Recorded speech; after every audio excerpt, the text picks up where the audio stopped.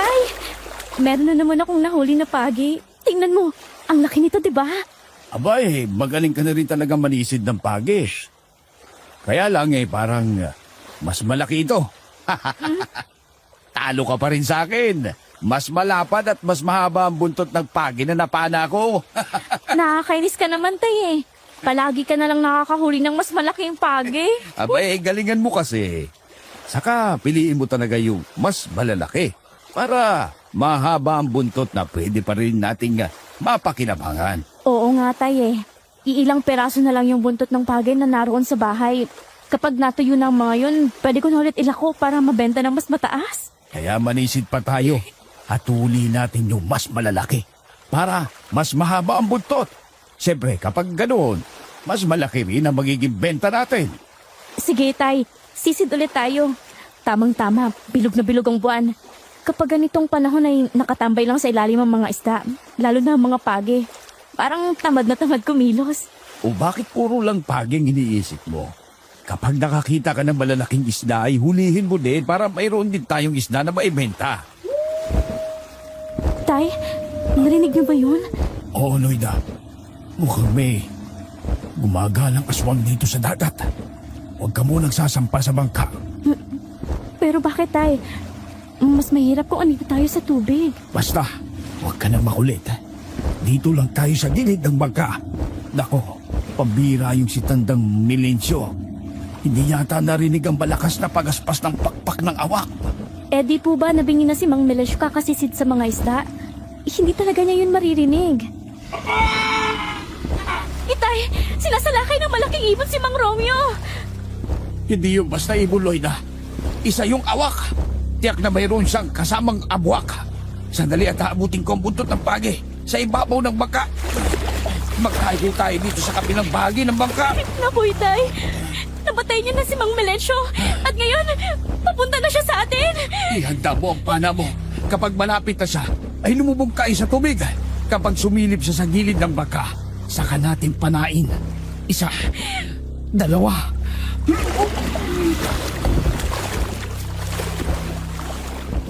Mga tanga!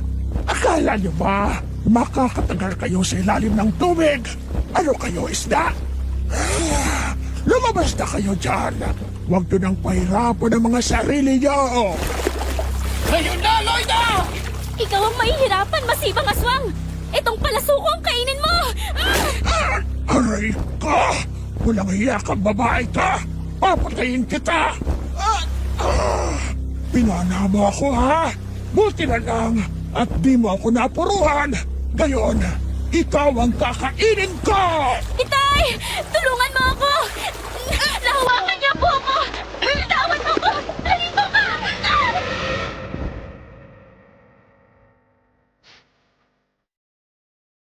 Minsan, ay mahirap talaga magtiwala sa mga taong akala mo ay kilalang kilala mo na.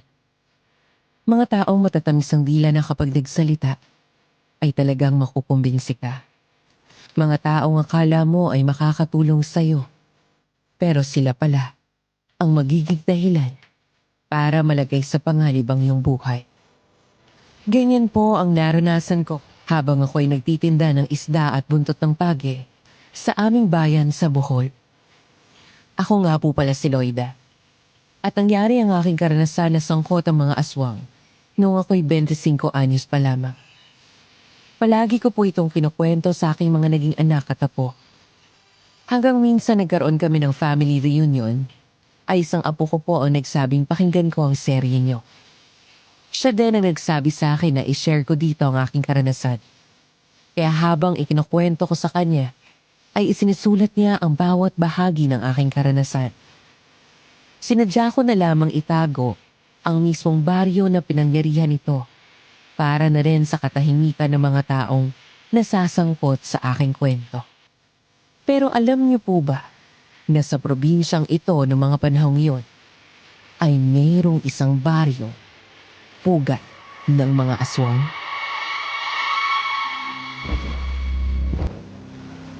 Bitiwan mo ang anak kong walang yaka. Nakalimutan mo yata na mayroon akong pana. Itong bagay sa'yo! Eh, tumago sa liig mo ang palaso ng pana ko. Paano mo pa makakain ang anak ko? Babalikan ko kayo!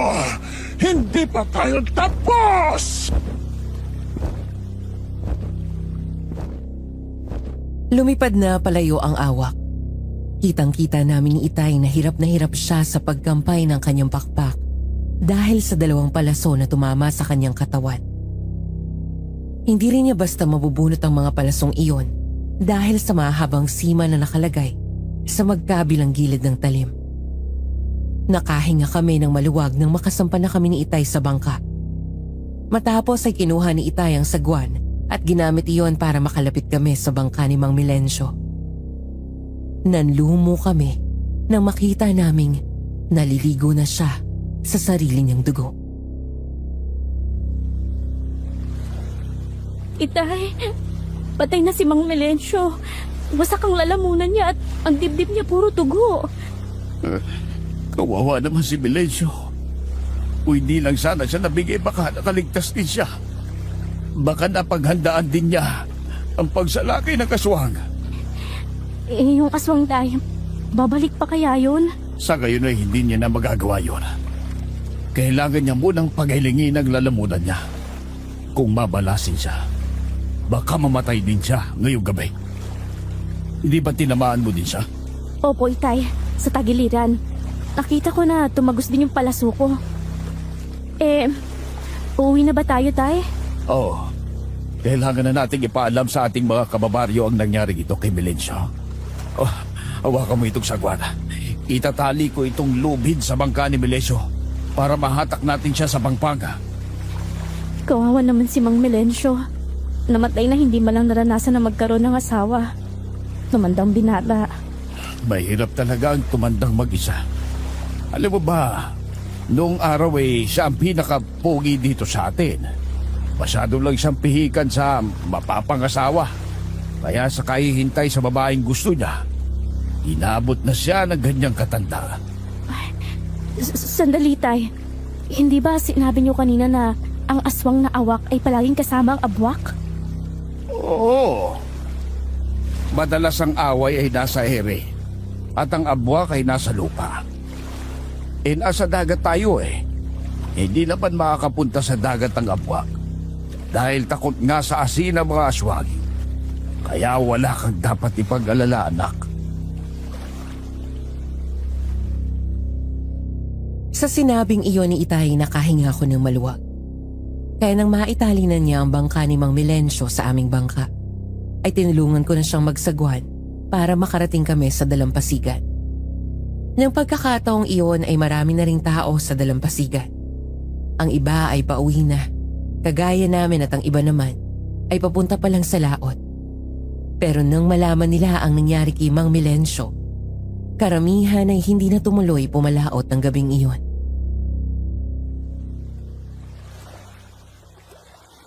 Loida, ayos ka lang ba? Oo naman, ayos lang ako.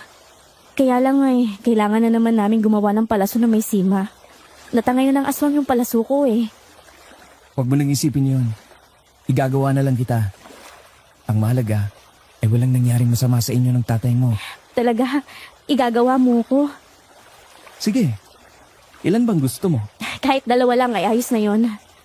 Sige, igagawa kita ng 3. Para I love you. Ayos ba yon? Ang corny mo, Rodrigo. Palagi mo na lang isinisingit niyang I love you mo.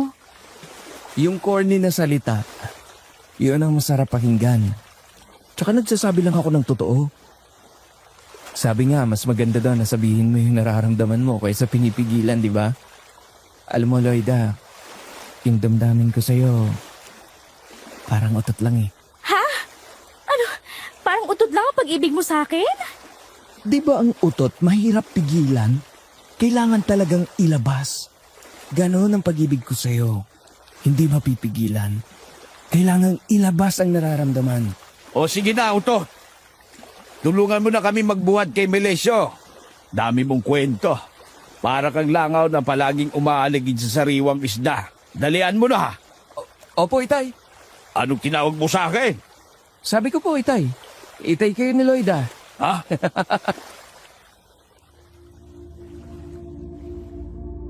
Natawa na lang ako nang makita kong namumutla si Rodrigo.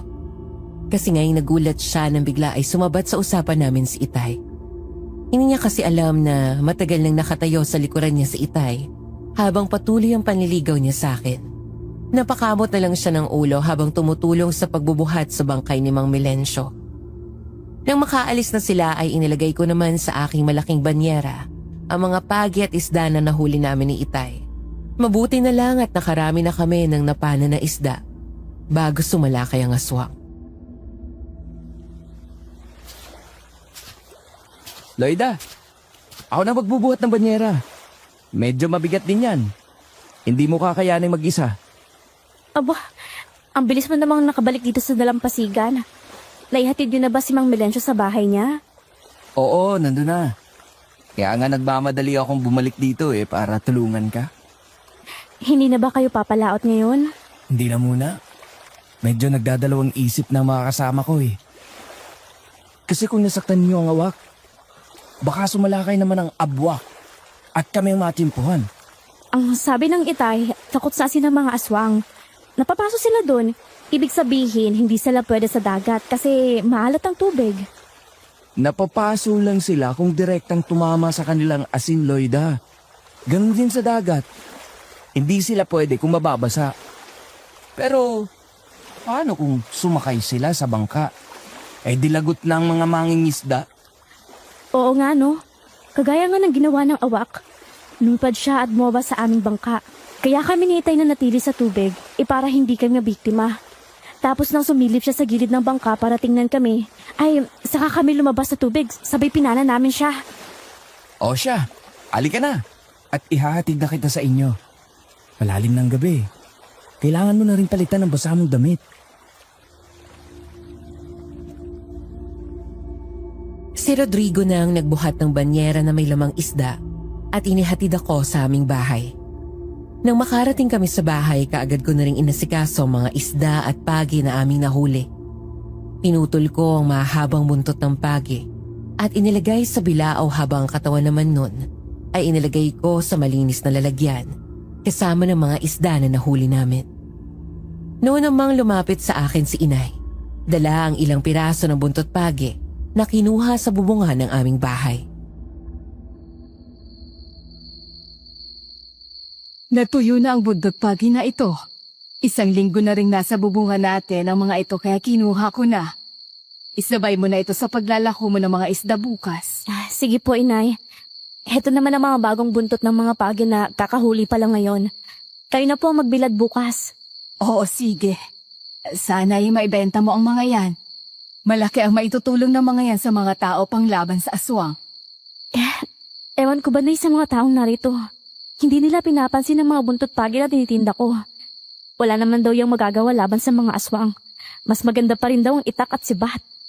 Ang itak at sibat, kapag nasugatan ng aswang, madaling gagaling ang sugat. Pero ang buntot pagi, hindi nagagaling ang latay niyan sa kanilang katawan. At kapag ang maliliit na tinik na yan ay bumaon na sa kanilang katawan, ay magdudulot iyon sa kanila ng panghihina. Magkakasakit sila at mamamatay. Tama ang ginay mo. Subok na namin yan dahil ilang beses na naming nagamit ang buntot pagi laban sa mga aswang. Kung ganun pala, Itay, yung aswang na napana natin ay mabubuhay pa yun? Maaaring ganun nga. Kapag naalis na ang pana sa katawan niya, madaling gagaling ang kanyang sugat. Sayang nga at hindi ko naabot ang buntot pagi kanina.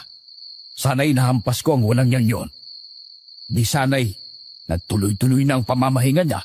Kaya kapag alam mong aswang ang kaharap mo at masama ang gagawin niya sa'yo, ay kaagad mong hampasin niyang buntot pagi. Tingnan ko lang kung hindi ko maripas yun ng takbo. Sige po, tatandaan ko yung mga sinabi niyo na yan. Nang sumikat nga ang araw ay isinakay ko na sa maliit na kariton ng 2 planggana kung saan nakalagay ang mga isda at ang pagi. Inilagay ko naman sa isang maliit na sako ang mga buntot ng pagi at isinabit ko na rin sa kariton. Inilako ko ang mga iyon sa kabilang baryo. Medyo malayo na kasi sila sa dagat kaya mabilis akong makabenta roon ng mga sariwang isda. Habang naglalako ako, ay saglit akong natigilan. Umihip kasi ang malakas na hangin. Nagpalinga-linga ang mga mata ko sa paligid at nakita ko ang mga taong nakatingin sa akin. Inalok ko sila ng mga sariwang isda pero sa menyas naman ng mga iyon na ayaw nila. Hanggang sa makita ko ang isang matanda na parang nahihirapang maglakad. Bigla naman akong kinabahan nang maalala ko ang awak na napana namin ni Itay. Nang makita ko ng matanda ay parang umiwas siya. Nang habulin ko ay bigla siyang nawala pagliko sa likod ng isang bahay. Kaya nagtaka ako. Hoy, Loida! Kumusta ka na? Ano ka ba naman, Natalia? Nakakagulat ka. Muntik nang mahulog ang puso ko. Sobrang lakas ng kaba. Ano ba kasing tinitingnan mo dyan? Pati ang karito ng paninda mong isda ay iniwanan mo na. Yun kasing matanda, nahihirapang maglakad kaya sinundan ko. Kaso pagliko niya dito ay biglang nawala. Hindi ko na alam kung saan nagpunta. Naku, wag mo nang pag-aksayahan ng oras ang matandang yon. Halika na nga sa kariton mo. Teka muna, ang tagal mong nawala. Saan ka ba nagpunta? Nako, alam mo naman. Di ba dati sinabi ko sa'yo na pupunta ako sa mga lola ko para magbakasyon. Nawili naman ako doon kaya nagtagal ako. Pero ngayon, ay pabalik na ako sa baryo natin. Buti ka pa nakakapagbakasyon. Ako heto, kagaya pa rin ng dati. Maninisid ng isda at pagi sa dagat at kapag nakahuli ay ilalako ko naman. Ang sipag mo nga eh. Saka kahit ganyan ang ginagawa mo, ang ganda mo pa rin talaga. Ikaw naman ang bola ka pa. Mas maganda ka pa rin sa akin. Ano nga palang... Ay, kumusta na nga pala si Rodrigo? Nandun pa rin ba sa ating baryo? Oo naman.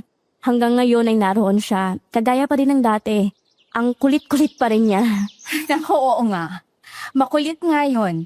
Nanliligaw pa ba siya sa'yo? Oo, Natalia. Hanggang ngayon ay nangungulit pa rin siya sa akin. Pero alam mo naman ako, parang wala pa sa loob ko ang mga ganyang bagay. Gusto ko muna kasing tulungan ng mga magulang ko. Tama yan, Loida. Kung hindi mo naman talaga siya gusto, wag mo nang paasahin. Basta din mo na agad para hindi ka na kinukulit. Oo, pwede ko rin namang gawin yon. Kaya lang nga kasi minsan ay nakakatulong naman siya sa akin. Kaya pinapabayaan ko na lang.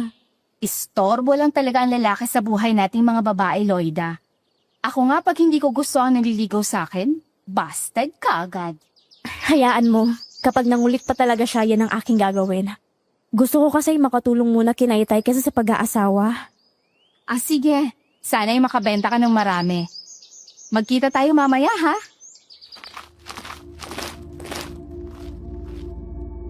Nang makaalis na si Natalia, ay muli kong tinanahong direksyong pinuntahan ng matanda. Pakiramdam ko kasi hindi naman siya lumayo. Nagtago lang siya at nakatingin pa rin siya sa akin. Kaya marahan kong hinatak ang isang buntot pagi sa sako at hinawakan niyon habang itinutulak ko ang kariton paliw sa lugar na iyon. Nang muli akong makarating sa harapan ng tindahan at makita maraming tao, ay nakahinga na ako ng maluwag. Bili na po kayo ng sariwang isda. Bagong huli lang namin. Mabuti naman at nagtinda ka ngayon dito, Loida. Mabili nga ako. Ilang kilo po ba? Yang pagi, timbangin mo yung isang malaki na yan kung ilang kilo. Masarap yung iadobo sa gata eh. Ay sinabi niyo pa, Kapitan Amadeo. Yan dun po ang madalas na gawing luto ni Inay sa mga ganyan. Bale, 3 kilo po ito. 150 na lang po. Sige, kukunin ko na yan. Tapos, pabili na rin ako ng isang buntot pagi. Sige po, Kapitan Amadeo. Alin po ba dito sa mga buntot ng pagi ang gusto niyo? Yung pinakamahaba, yan ang gusto ko. Magkano ba yan? 100 lang po ito, Kapitan Amadeo. Heto na po. Bale, 250 po lahat. Eto na ang bayad ko, Loida. Itay, anong gagawin mo sa buntot pagi? Bakit ka pa bumili niyan? Kailangan talaga meron tayo ng ganito sa bahay. Alam mo naman ang panahon ngayon. Maraming malalaking aso at pusa ang gumagala. Gagamitin kong panghampas. Hindi naman yan pusa, Itay. Sabi ni nanay ay aswang daw yun. Yun nga ang sinasabi ko. Mga aswang na nagaanyong pusa at aso. Minsan naiibot, minsan naman ay mukhang bayawa. Tinatawag na awa. Eh kung maganda pala yung panghampas sa mga aswang, dapat lahat ng mga tao rito ay magkaroon ng ganyan. Bumili na po kayo ng buntot ng pagi. Mabisa pala itong panlaban sa aswang. Naku, salamat Rebecca. Ayan na sila Lloyd ah. Bibili ang mga yan, gagaya ko. Oy, bumili na po kayo ng buntot pagi kasi ang lugar natin ay paboritong puntahan ngayon ng mga aswang. Kailangan bawat tao rito merong ganyan. Para bukod sa itak may iba pang panlaban sa kanila. Dahil sa sinabing iyon ni Kapitan Ameteo ay nainganyo ang iba pang naroon na bumili na rin ng buntot pagi. Kaya nabenta ko ang 8 piraso. Isang natira sa akin. Nagpatuloy ako sa pagtitinda hanggang sa maubos na rin ang mga dala kong isda at pagi. Nang uuwi na ako, ay napadaan ako sa kalsada na madalang na ang mga kabahayan. Noon ko muling naramdaman ang malakas na hangin na lumikha ng kaluskos sa mga tuyong dahon ng saging na nakalaylay na sa mga puno. Napatigil ako sa pagtutulak ng kariton. Nakiramdam ako sa paligid. Nang marinig ko ang kakaibang kaluskos sa likuran ng malalaking puno ng saging, ay kaagad kong dinampot ang buntot ng pagi. Ikaw pa lang nanakit sa aking inay. Alam mo bang hanggang ngayon ay nahihirapan siyang huminga dahil sa sugat sa tagiliran? Nahihirapan ding makakain dahil sa sugat sa lalamunan. Sino ka? Magpakita ka sa akin. Alam mo bang ikaw talagang tinik sa lalamunan naming mga aswang? Ikaw pa lang nagtitinda ng mga buntot pagi. Ito ang kinabubuhay ko eh. Kaya itong tinitinda ko. Pwes, yan din ang ikamamatay mo. Ang inay mong sumalakay sa amin. Kaya pinagtanggol lang namin ang mga sarili namin. Nakadama ako ng takot nang mula sa likod ng malalaking puno ng saging ay lumabas ang isang malaking asong itim at ang sugatang awak. Napaatras ako pero ang nangangatog kong mga tuhod ay hindi ko maigalaw. Gusto kong tumakbo pero parang ayaw sumunod ng aking mga paa. Malakas ang simoy ng hangin pero pinagpapawisan ako sa sobrang tensyon na aking nararamdaman habang humahakbang papalapit sa akin ng mga aswang. Alam ko naman kaya ka nandito. Sinusundan mo talaga ang aking inay. Hinahanap mo siya kasi alam mong sugatan siya. At kapag nakilala mo, isusumbong mo sa mga taga rito. Kaya ngayon, ako na ang puputol sa kahangalan mo. Hindi ko siya sinusundan. Nagtitinda lang talaga ako kanina. Hindi ko naman sinasadya na habulin siya kasi nahihirapan siyang lumakad eh. Inay, wala naman palang sinabi ang isang ito. Hindi naman siya manunugis na kagaya ng kinatatakutan nyo. Ngayong nasukol na natin siya. Ikaw na ang tumapos sa kanya. Huwag kang lalapit. Nakikita mo tong hawak ko. Kapag tumama to sa'yo, tsak na mamamatay ka. Lapain niyo na ang babae niya, Nay. Siya ang nanakit sa inyo, hindi ba? Kaya sa inyo na siya. Nakita ko sa mukha ng awak ang matinding galit pero dahil sa iniindang sakit ng tagiliran at leeg, ay tumigil ito sa paglapit sa akin. Lalo na nung makita niya na mayroon akong hawak na buntot pagi. Ganoon pa man, ay nagpatuloy pa rin siya sa marahang paglapit. Kaya naman nagawa kong ihakbang ang mga paa ko para umatras. Nagulat ako nang makita kong nawala sa kinatatayuan niya ang malaking asong itim. Nasa likuran ko na pala. Kaya napalanok ako dahil sa magkabila na ang aking kalaban. Nang malapit na sa akin ang awak ay isang sibatang biglang tumama sa katawan nito. Nalabis din niyang ikinagulat. Mga halimaw! Layuan ninyo ang batang yan! Inay! Inay ko! Unang hiya ka, matanda ka! Pinatay mo ang inay ko! Ikaw naman ang uunahin ko! Huwag mo akong itulad sa iba. Kahit maedad na ako, ay magagawa kitang labanan. Tikman mo ang asin na ito! Lamunin mo! Ang hapdi ng bunganga ko! Napapaso ako! Hangal ka talagang matanda ka! Akala mo ba, ayan lang ang armas ko? Meron pa. Heto ang benditadong itak. Humanda ka kapag tinamaan kita! Yeah! Sige po, Tatang. Patayin niyo ang aswang na yan. Muntik na akong gawing tanghalian. Araw na araw ay gumagala. Maswerte ka pa ngayon at may tumulong sa'yo. Pero huwag kang magsaya, babae. Babalikan kita. At papatayin kita pati na ang mga taong malapit sa'yo. Umahal mo sa buhay para makaganti ako. Yon ay kung makakatakas ka pa. Sige, Tatang! Tapusin mo nang walang yang aswang yan! Sunod-sunod ang ginawang pag-atake ni Mang Romeo. Nang matamaan niya sa tiyan ng aswang ay nakaramdam yun ng sakit. Lalo yung nagalit pero may mga tao nang dumating kaya napilitan itong tumakbo papalayo. Nang wala na ang aswang ay nalaman ng mga taong baryo na hindi taga roon ang awak na yon. Sabi pa nila ay baka dumadayo lang ang mga iyon para doon mambiktima. Nagpasalamat naman ako kay Mang Romeo sa pagliligtas niya sa akin. May atraso ka pala sa aswang. Para maprotektahan mo ang sarili mo, ay bibigyan kita ng binditadong patalim. Kasama ang suksukan niya. Pwede mo itong palaging dalhin. Iipit mo lamang sa bewang mo para may paglaban ka sa kanila. Oo, sa iyo na lang ito. Marami pong salamat sa ginawa niyo, Mang Romeo. Salamat din po sa patalim na to. Hayaan niyo po, sa susunod, dadalhan ko kayo ng isda o kaya ipage. Ay, nagtitinda ka ng buntot ng page.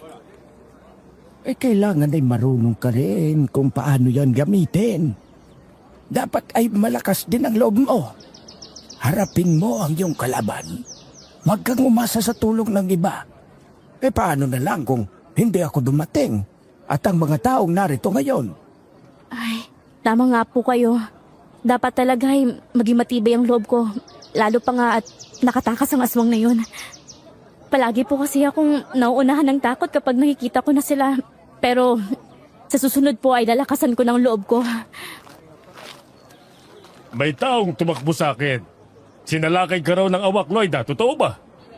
Totoo po, Kapitan Amadeo. Mabuti na nga lang po at dumating si Mang Romeo. Tinulungan niya ako. Ang matandang yan po ang awak. Hindi raw po yan taga rito. Oo, madalas kasi ang mga aswang ay hindi nang bibiktima sa sarili nilang lugar.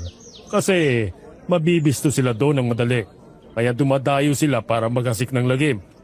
Itong baryo namin ang madalas nilang pinupuntahan. Ganito rin sa aming baryo, Kapitan. Naghahasik din sila ng kasamaan doon.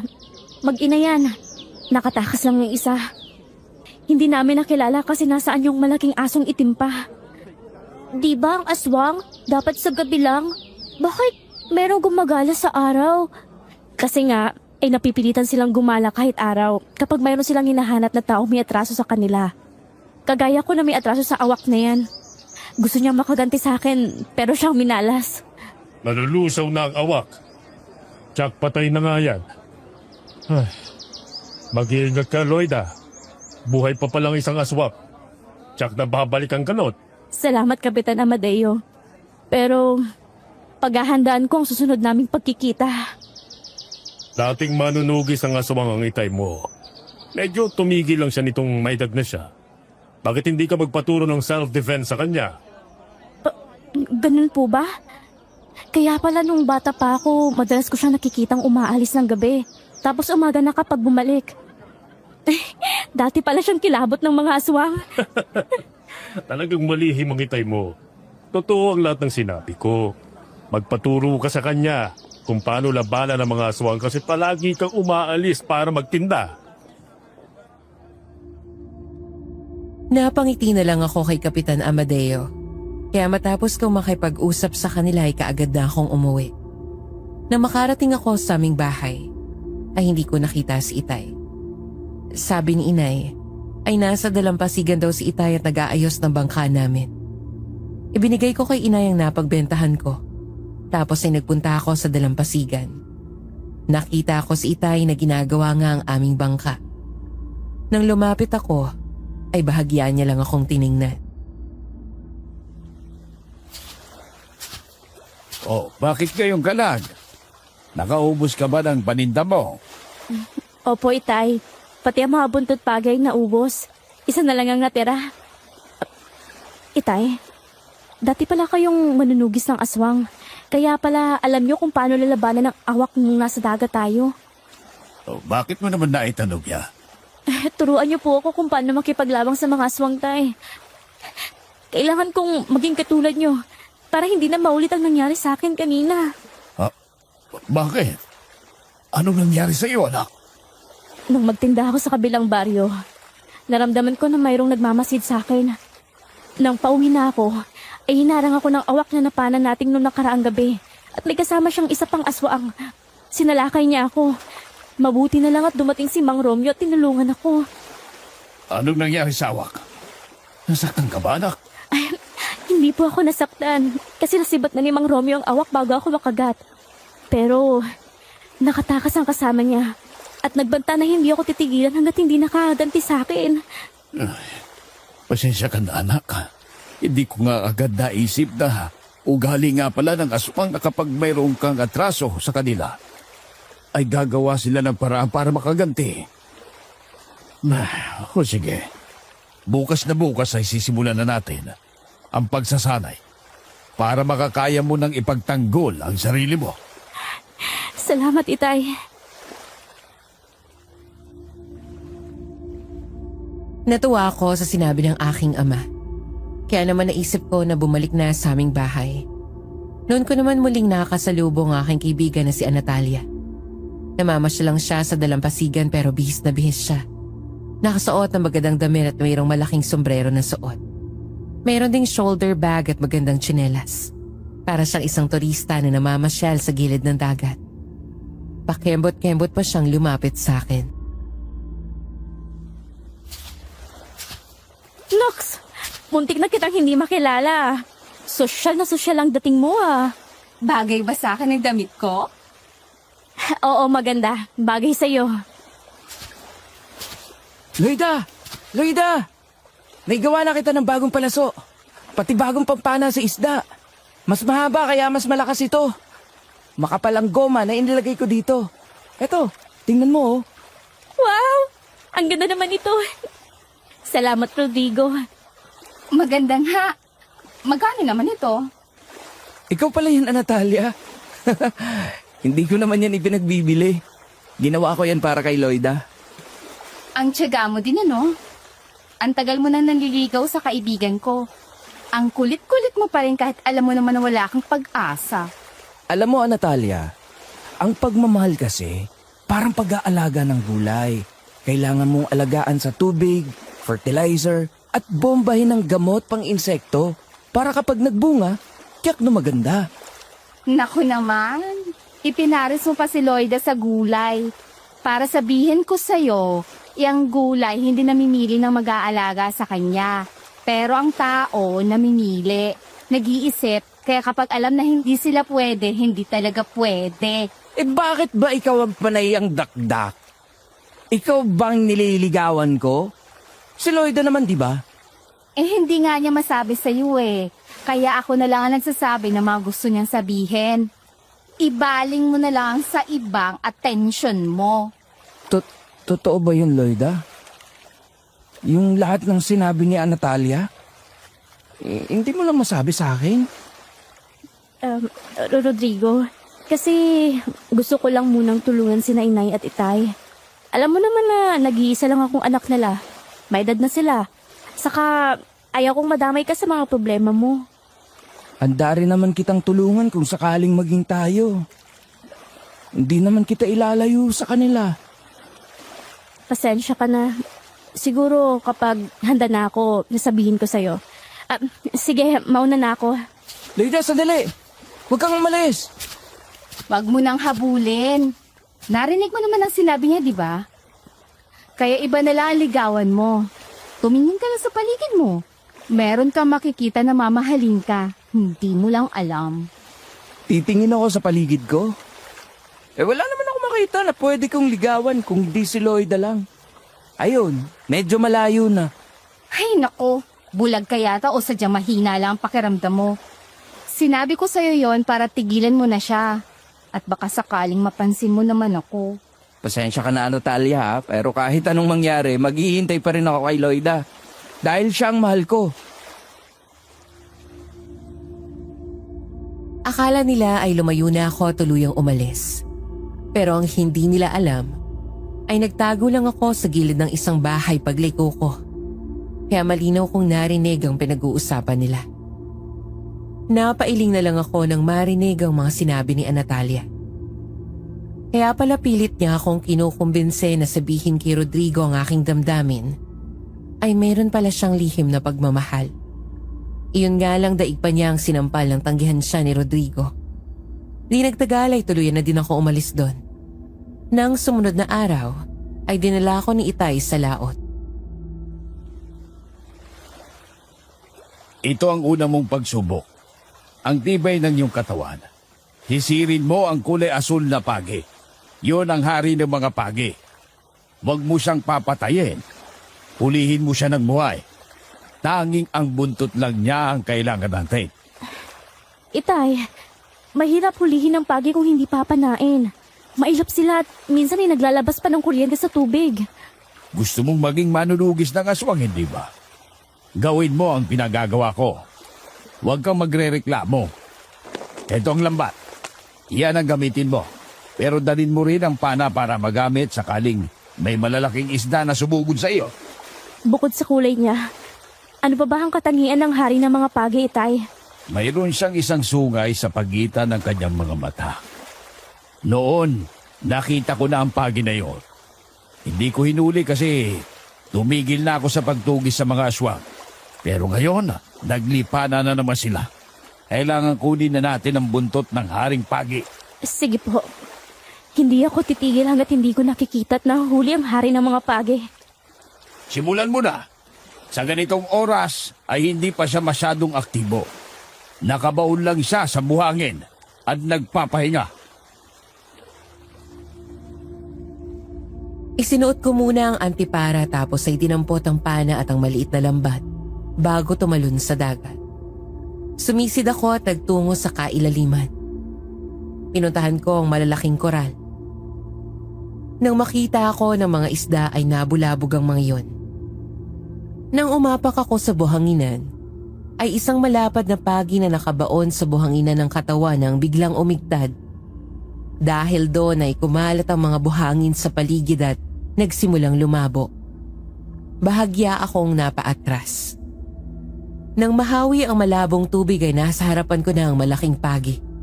Pero hindi pala siya madaling hulihin. Binanggalang niya ako bago nagtago ulit sa mga koral.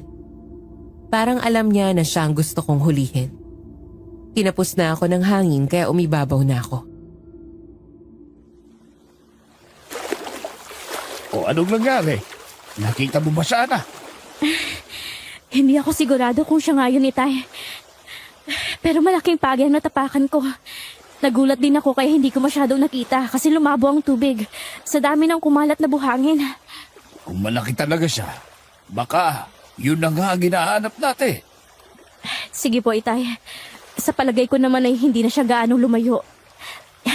Babalik ako sa ilalim at hahanapin ko ulit. Mag-iingat ka, anak. Baka mahampas ka ng buntot niya. Kapag nahuli mo siya naglambat, hawakan mo sa magkabilang bahagi ng katawan para hindi siya makapalag at maihampas ang kanyang buntot. Itay, ano kaya kung tulungan mo na lang ako?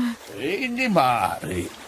Kailangan kung sino gagamit sa kanyang buntot, siya ang uhuli para maging mabisa yun. Ganon po ba? Sige po. Nang bumalik ako sa ilalim ng dagat ay naging maingat na ang aking mga kilos. Naging mailap ang aking mga mata habang hinahanap sa paligid ng mga koral ang malaking pagi na nakita ko kanina.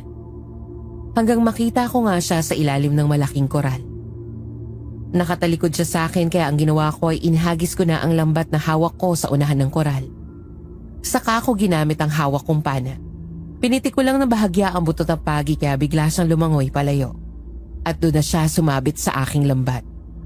Kaagad kong hinawakan ang katawan niya habang nasa loob ng lambat. Sumabit doon ang sungay niya kaya hindi naman siya makawala. Ilang saglit pa kaming nagtagisan ng lakas bago ko siya tuluyang naiahon sa bangka. Ito na nga ang hari ng mga pagi. Tignan mo ang buntot niya. Lampas isang dipa ang haba at dito, Sa pinakapuno ng buntot ay mayroong 2 malaking sungay. Tama nga ang sabi nila. Para itong iskrima. Apoy, nagtagumpay ka, anak. Ano nang gagawin natin, Itay? Kukunin natin ang buntot niya at pakakawalan siya upang lalong maging malakas ang panlaban sa aswang ang kanyang buntot. Ay, kaibigan ng Haring Pagi, ipagkaloob mo sa amin ang buntot mo panlaban namin sa mga aswang. Huwag ka sanang magagalit sa amin. Sinagad mo ang pagkakaputol ng buntot niya, Itay. Ibig sabihin, ang mismong katawan niya na lang ibabalik natin sa dagat. Oo, ngayong nasa atin ang buntot na. Hagkan mo siya sa noo. Diyan mismo sa sungay na nasa pagitan ng kanyang mga mata. Saka mo siya pakawalan sa tubig. Ginawa ko ang sinabi ni Itay bago ko muling pinakawala ng Haring Pagi. Matapos noon ay umuwi na kami ni Itay. Na mga sumunod na araw ay tinuruan ako ni Itay ng tamang paggamit ng buntot pagi. Para din palang gumagamit ito ng itak. Ang pagkakaiba lang ay magaan ang buntot ng pagi. Pero sa tuwing ihahampas ko ay naririnig ko ang malakas na hagupit nun. Naging masigasig ako sa pag-iensayo sa lahat ng mga itinuturo ni Itay. Kaya kahit nagsosolo na lang ako, ay patuloy pa rin ako sa pagsasanay. Bakit ginagamit mo na ang buntot pagi na yan? Sariwang-sariwa pa. Hindi naman po talaga siya matutuyo, Inay. Kasi ay patuloy pang nabubuhay ang Haring Pagi na kinunan namin ito. Kahit magkahiwalay na sila ay hindi ito matutuyo. Yun ang hiwaga at kapangyarihan nila, Inay. Talagang nga palang kakaibang buntot ng Haring Pagi, ano? Ay sige, palaging mo na iyang dalhin kahit saan ka magpunta. Opo, Inay. Ngayon ay hindi na ako matatakot sa kanila. Kung muli silang magtatangka na saktan ako, magugulat sila dahil kakaiba na ako ngayon. Magandang araw po, Aling Virginia. Magandang araw naman sa iyo, Rodrigo. Oy, Loida, itigil mo na muna ang pag-iensayo. Nandito si Rodrigo. Iiwanan ko na kayo, ha? Sige po, Inay. Sino bang gustong manakit sa'yo, Loida?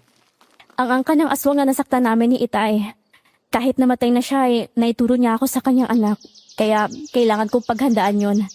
Nagbanta rin siya sa akin na sasaktan niya ang mga taong mahalaga sa akin. Kaya ba lumalayo ka sa akin? Ayaw mo akong pagbalingan ng mga aswang? Mahalaga ba ako sa'yo kaya ganon? Rodrigo, kasi... Kung talagang hindi mo ako mahal, gusto kong marinig mismo sa'yo. Hindi sa bibig ng kahit na sino. Ay, naku. Ang kulit mo talaga. Sige na nga. Anong sige na nga? Sige na. Tinatanggap ko ng pag-ibig mo. Kasi napakabait mo sa akin. Kaya mahal na kita. Wow! Salamat, Loida! Ang sa inyo, ah. Mukhang nagkakaintindihan na kayo. Oo, Natalia. Nobya ko na si Loida. Kaya masayang-masaya kami. Binabati ko kayong dalawa. Siya nga pala, Loida. Babalik ulit ako sa mga lola ko. Kaya hindi na muna ako makakapasyal sa'yo dito. Ganun ba? Ilang linggo ka pa lang dito Babalik ka na ulit doon? Talagang mas gusto mo doon, oh. Oo nga eh. Mas masaya kasi ako doon. Sige, alis na ako. Nakita ko ang lungkot sa mukha ni Natalia nang tumalikod siya. Alam ko na dinaramdam niya ang nangyari kasi alam ko na mayroon siyang pagmamahal kay Rodrigo. Nang gabing yun, paalis pa lang sana kami ni Itay papunta sa laot para manghuli ng isda na maititinda ko bukas, ay napatigil kami ni Itay na bigla kaming salakayin ng isang aswang mula sa ibabaw ng malaking puno ng nyog. Tumalon mula roon ang aswang. Mabuti na lang at banyera ang pasan-pasan ni Itay at doon tumama ang matatalas niyang kuko. Kaya kahit natumba si Itay, ay hindi naman siya tinamaan ng pag-atake ng aswang. Ayos lang ba kayo, Itay? Hindi ba kayo nasaktan? Huwag mo na akong intindihin. Ayos lang ako. Ang aswang na nasa harapan natin ang tingnan mo. Sige, Itay. Ako nang bahala sa walang hiyang to. Talagang ang mga kampo ng kadiliman, Judas Night Rider pa. Humanda ka sa akin ngayon. Ikaw ang unang makakalasap ng buntot ng pagi na to. Sige, Loida. Tapusin mo ang aswang na yan. Tingnan mo, nasasaktan siya sa tama ng buntot pagi. Tama nga kayo, Itay. Higit na masakit ang tama ng buntot pagi na ito. Bawat hampas ko sa kanya ay dumudugo ang katawan niya. Para siyang tinatamaan ng matalim na itak. Dahil yan sa mahahabang tinig na nakapaligid sa buntot ng pagi. Kaya sino mang tamaan niya ay tiyak na iindahin. Dudugo talaga ang katawan nila dahil sa tuwing babao ng tinig ay hinahatak mo naman ang buntot pagi. Kaya napupunit ang mga balat nila. Ayos talaga itong manlaban sa mga kagaya niyo. Sige, lapit pa! Tikman mo ang latay na makakayang gawin ito! Yeah! Takbuhin ka pala eh. Hindi mo siguro alam na hawak na namin ang buntot ng haring pagi. Pero hindi ka makakalayo sa amin! Pinana ni Itay ang aswang bago pa iyon tuluyang makalayo. Tinamaan iyon sa likuran. Tumago sa katawan noon ng palasong may sima. Sa dulo ng palaso ay mayroong matibay na taling nakakabit, kaya hinatak yun ni Itay. Tumumba ang aswang pero muling tumayo at nakipaghatakan kay Itay.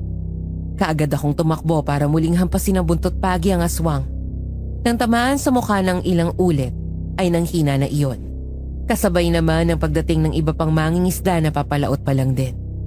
Kabilang na doon si Rodrigo. Nang makita nila na kinakalaban namin ang aswang, ay tumulong na ang mga yon hanggang sa mapatay ang aswang. Mang Danilo! Loida! Ayos lang ba kayo? Hindi ba kayo nasaktan? Oo, Rodrigo. Mabuti nga at sa banyerang pasan ni Itay tumama ang matatalim niyang kuko. Kaya natumba lang si Itay. Mukhang paborito na rin tayong salakayin ng mga aswang ah. Pangalawang beses na to. Kaya nga ay dapat meron tayong dalang buntot pagi. Ang lahat ng mga taong pumapalaot. Para may panlaban sa aswang. Lahat naman talaga kami may dalang buntot pagi. Bukod sa itak at sibat. Hindi tayo pwedeng matakot sa aswang at magkulong na lang sa bahay. Magugutom ang mga pamilya natin. Tama yun, Rodrigo. Kailangan nating makipagsapalaran kahit delikado. Teka. Isang matandang lalaki ang aswang. Pero hindi sa taga rito sa atin. Siya ba ang humarang sa iyo noon, Loida? Hindi, Itay. Babae ang isang aswang na yun. Kaya natitiyak kong ibang aswang na to. Kung gayon ay maaari, isa iyan sa miyembro ng angka ng awak na napatay ni Mang Romeo. Tama kayo, Itay. Pero kagaya nga ng naputunayan ko, talagang bisang panlaban sa kanila ang buntot ng haring pagi. Para na ring itak ang dala ko. Makatakas man sila ay pansamantala lang silang mabubuhay. Dahil magkakasakit sila at mamamatay. Dahil sa kamandag ng buntot na ito. Pero huwag ka pa rin pakakumpiyansa. Kailangan mo pa rin maging maingat sa pagkikipaglaban sa mga aswang. Di lahat ng aswang ay madaling patayin. Mayroong maila at mas mabagis. Opo, Itay. Itay, tutuloy pa ba tayo sa laot? Oo naman. Kailangan makahuli tayo ng isda at pagi. Kasi kailangan nating kumita kung hindi baka magutom tayo. Tama ba, Rodrigo? Opo, tama yon. Kaya hindi na lang kami lalayo sa bangka nyo. Para kung ano man ang maging problema sa laot, ay maaari nating tulungan ng bawat isa. Tumuloy na nga kami sa laot at nagsimulang manisid ng isda at pagi. Kulimlim ang sikat ng buwan ng gabing iyon. Kaya nang buksan namin ang mga ilawan, pusa nang lumalapit ang mga isda na para bang nasasabik sa liwanag.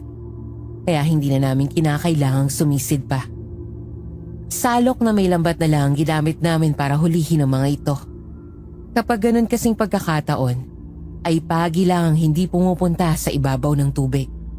Kaya ng gabing yun, ay wala kaming nahuling pagi.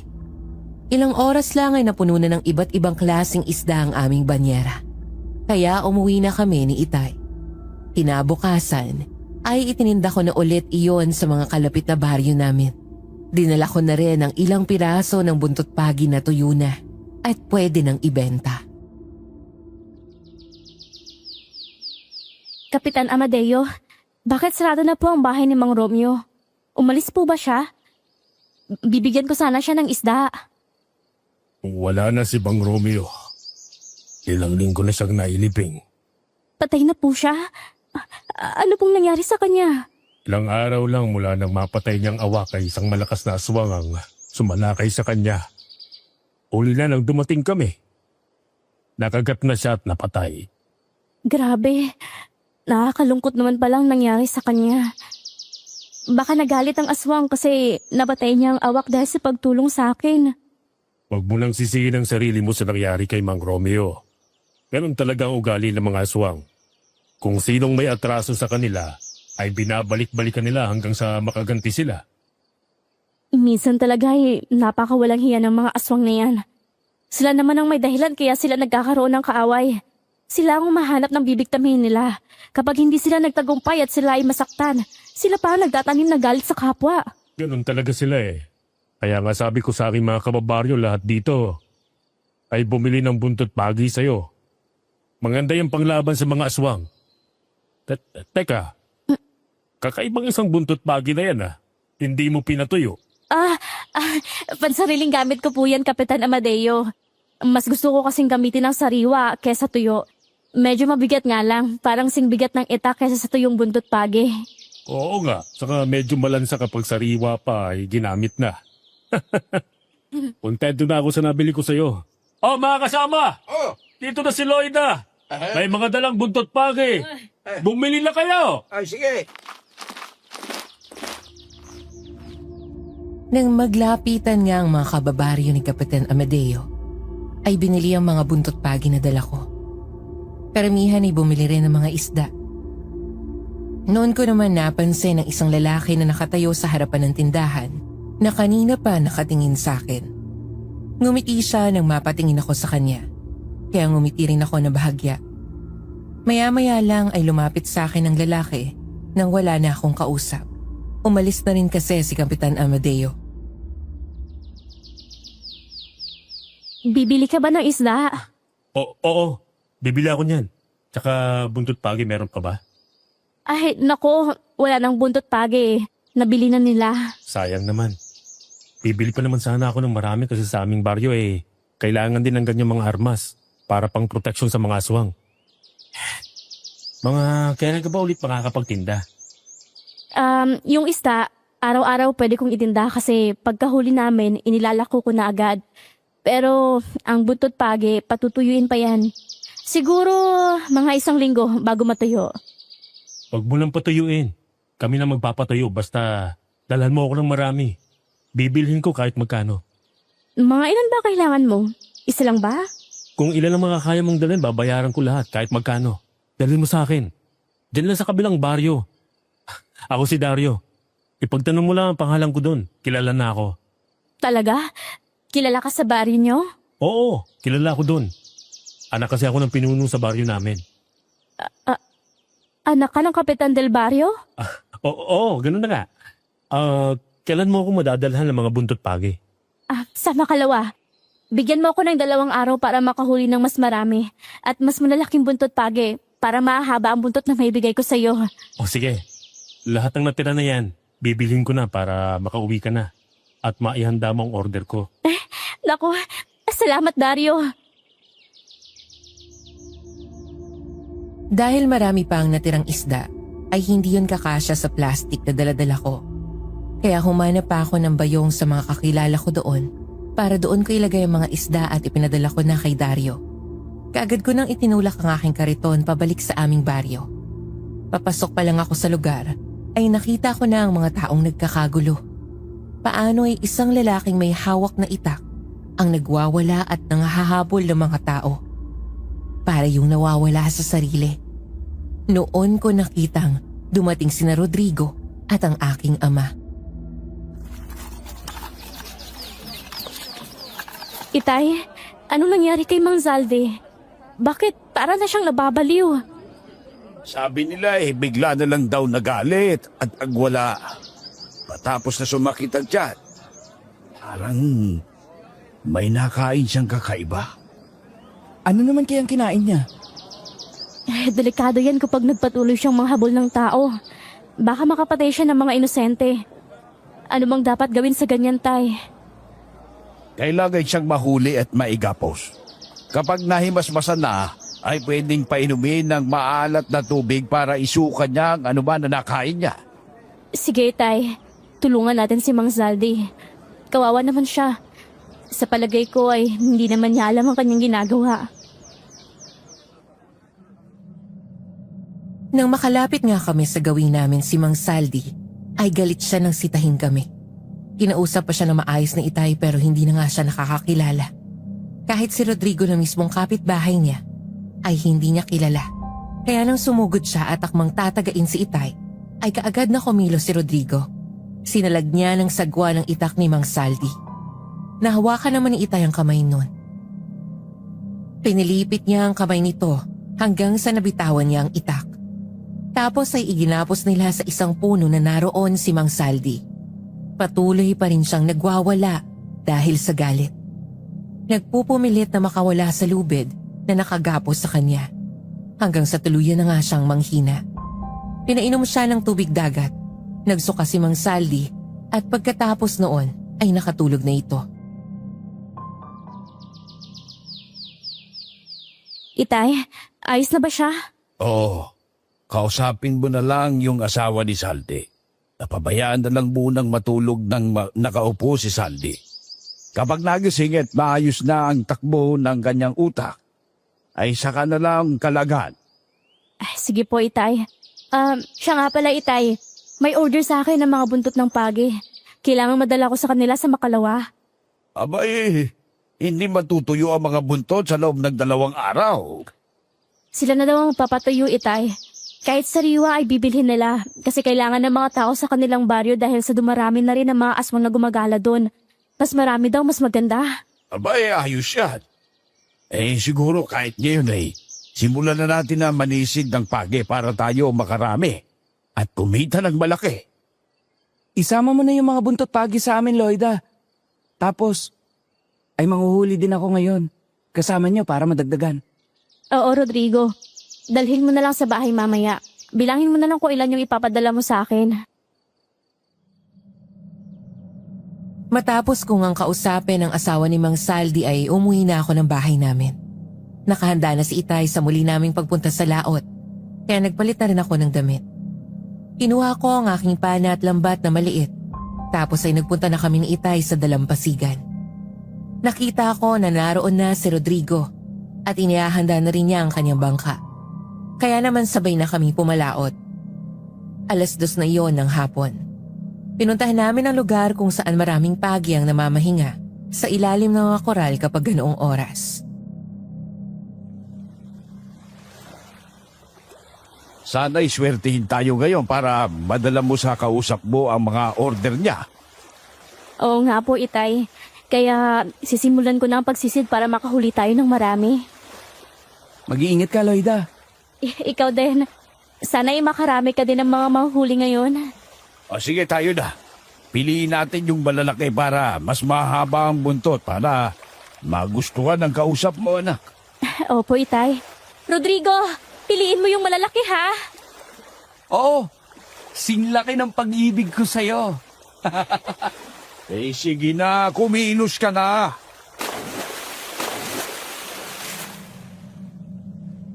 Sabay-sabay na nga kaming sumisid sa dagat. Kagaya ng dati, maingat naming sinilip ang mga ilalim ng koral. Kapag mayroon kami nakikitang malalaking isda, ay hinuhuli na rin namin sa pamamagitan ng pana.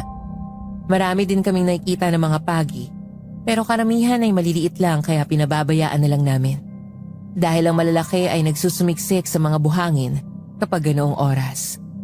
Ilulubog nila ang kanilang mga katawan sa buhangin, pero kabisado na namin ang mga kilos nila. Kaya madali lang namin silang natatagpuan. Isang malaking pagi kaagad ang nahuli ko. Kaya naglangoy na ako patungo sa bangka. Nakahuli na rin pala ng malaki si Itay. Matapos ay bumalik kami sa ilalim ng dagat. Lumipas ang mahabang oras ay nakarami na kami ng nahuli na malalaking pagi. Ganon din si Rodrigo. Kaya umuwi na kami.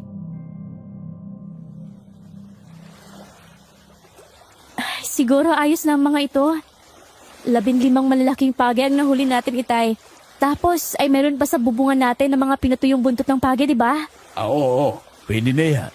Saka meron pa naman nahuli si Rodrigo. Pwede mo na yang dalhin doon sa nakausap mo kahit bukas. Rodrigo, ilan ang nahuli mo? Mas marami akong nahuli na malalaking isda. Pero mga pagi ay 6 na piraso lang.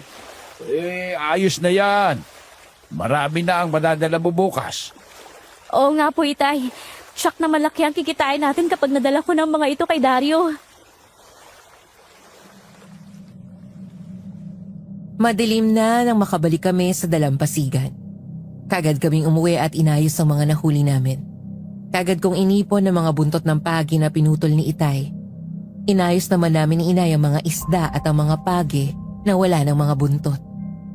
Inilagay sa isang lalagyan na mayroong yelo para manatiling sariwa hanggang kinabukasan. 9:00 na ng gabi nang pumunta sa aming bahay si Rodrigo. Dala ang mga buntot pagi na ipapasabay niyang ipabenta sa akin. Bali 10 piraso lang ang sa akin. Ay, sige. Bukas idadalhin ko na ito dun sa kausap ko. Marami din yan Higit 20 piraso. Gusto mo bang sawahan kita? Wag na. Magaan lang naman to. Ilalagay ko na lang sa sako para madali ko madala. Gamitin mo na lang yung bisikleta, Lloyd. Huwag mo nang dalhin yung kariton. Ako na ang bahalang maglako ng mga istang nahuli niyo ng Itay mo. Sige po, Inay. Ay, oy, Rodrigo, gabi na. Magpahinga ka na rin, ha? Napagod ka rin sa paninisid ng mga pagad, di ba? Oo. Uwi na ako para makapagpahinga. Mag-iingat ka bukas. Huwag mong kalimutang magdala ng armas pang protection sa iyong sarili. Alam mo naman ang panahon ngayon. Oo, alam ko yun. Yun yung binditadong patalim na binigay ni Mang Romeo sa akin. Palagi nakaipit dito sa bewang ko Hindi lang halata kasi palaging natatakpan ang suot kong damit. Tama yan. Mabuti na nag-iingat. Ayoko may mangyari sa'yo. Papakasalan mo pa ako, di ba? Ano? Ako pa ba magpapakasal sa'yo? Ang ibig kong sabihin, papakasalan pa kita kapag pumayag ka. Mag-ipon ka muna. Sige na, umuwi ka na.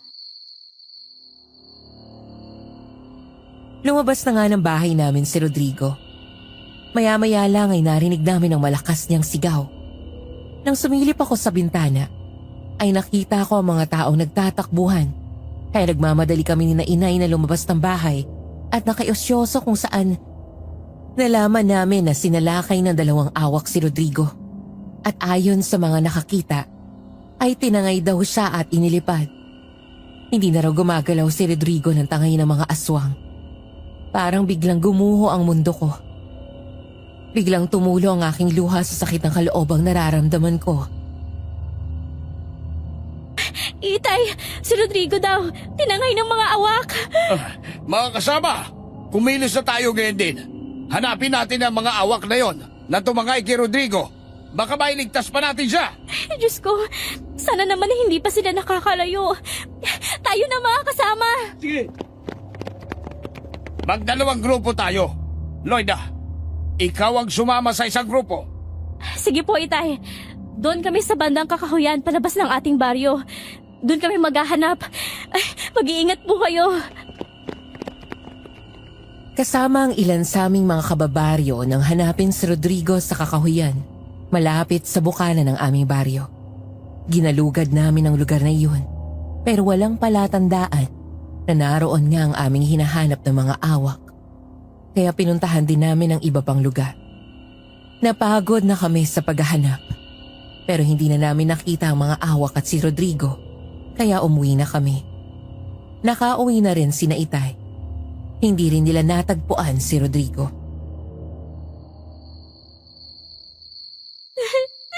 Inay, kawawa naman si Rodrigo. Kung alam ko lang na mangyayari sa kanya ang bagay na to, sana hindi ko muna siya pinauwi. Mayroon pala nag-aabang na mga aswang sa kanya. Huwag mo nang sisihin ang sarili mo, Loira. Hindi mo rin naman alam na ganito ang mangyayari sa kanya. Bukas na umaga, pagsikat ng araw ay maghahanap ulit kami. Natitiyak kong iiwanan lang siya ng mga awak sa isang tagong lugar. Matapos kainin ang kanyang puso at atay. Marami pa naman siyang mga plano para sa amin. Hindi naman pala magkakaroon ng katuparan dahil sa mga walang yakaswang na yan. Sinira nila ang mga pangarap namin. Lakasan mo ang loob mo, Loida. Siguro ay hanggang doon na lang talaga ang buhay. Lahat naman ng tao ay haharap sa kamatayan. Iba-iba nga yung paraan. Siguro ay yun ang kapalarang nakalaan kay Rodrigo. Magulong puso ang mga aswang na yan. Dapat talaga sa kanila ay hanapin at patayin para wala na silang mabiktima pa. Ganyan nga ang dapat mong gawin, anak. Maging matatag ka at maging matapang kapag nakakita ka ng aswang. Huwag mo silang kawaan. Ganyan ang naging katwira ko noong ako'y aktibo sa pagtugis ng mga aswang. Kailangan kong pumatay para hindi ako mamatay. Oo, Itay. Lahat ng itinuturo niyo ay tinatandaan ko. Igaganti ko si Rodrigo. Yung sakit na nararamdaman ko ngayon, mararamdaman din to ng mga mahal nila sa buhay kapag nasukol ko sila at napatay. At marahil, ito na ang tamang panahon upang muli akong maging aktibo sa pagtugis sa kanila. Sige, Tay. Ihahatid ko lang ang mga buntot paagi kay na Dario. Tapos, ay sasama na ako sa inyo sa pagtugis sa kanila. Sumang-ayon naman si Itay sa aking sinabi. Kaya naman ang sumikat na ang araw ay inilagay ko na sa isang maliit na sako ang mga buntot pagi at itinali sa likuran ng bisikleta. Inilagay ko naman sa isang bagang ginagamit kong buntot ng haring pagi. Dahil sariwa iyon, ay malambot siya ay nagawa ko iyong baluktutin na parang latigo. Matapos magpaalam kina inay, ay sumakay na ako ng bisikleta para madaling makarating sa baryo na sinasabi ni Dario. Napadaan muna ako sa baryo ni na Kapitan Amadeo at nabanggit ko nga sa kanya na magde-deliver ako ng maraming buntot pagi. Matapos ay pinagpatuloy ko ang pagbibisikleta. Mga 1 oras din ang nakalipas bago ko nakarating sa susunod na baryo. Kaya nga lang, nang makarating ako roon ay mayroong problema. Hindi niyo po kilala yung si Dario? Hindi eh. Ano bang itsura nun? Hindi naman po siya kataasang lalaki. Mga mataas lang ng konti sa akin. Malaki ang katawan at medyo gwapo. Wala kaming kilalang Dario dito eh. Sigurado ka bang taga rito daw siya? Ang sabi po kasi niya sa akin ay yung susunod na baryo mula doon sa baryo ni ng Kapitan Amadeo. Sabi niya pa nga ay anak daw siya ng pinuno doon sa baryo nila. Abay, maraming susunod na baryo doon. Nakapaikot ang mga kalapit baryo noon. Baka doon sa kabilang sinasabi niya. Ay, subukan mong puntahan doon, baka naroon ang hinahanap mo. Parang mayroon akong narinig na ganong pangalan doon. Ay, ganun po ba? Napakalayo pa po ba ng susunod na baryo, di ba? Oo, medyo malayo nga. Siguro ay mga 2 oras kung magbisikleta ka. Pero kung gusto mo talagang puntahan, pupuntahan mo, lalo na kung mahalaga ang sadya mo. Opo. Talagang mahalaga ang aking sadya sa kanya. Ineng, ano ba yung dala mo? Bakit? Nakakaamoy ako ng malansa. Ay, mga sariwang buntot po ng pagi kaya medyo malansa nga. Sige po, aalis na ako. Nang talikuran na ako ng matandang babae, ay ipinagpatuloy ko ang pagbibisikleta. Kahit napapagod na ako sa pagpadyak, ay hindi ko yun inalintana. Dahil gusto ko na iyong maibigay kay Dario at makasama ako kay Itay. Naging mabilis ang biyahe ko.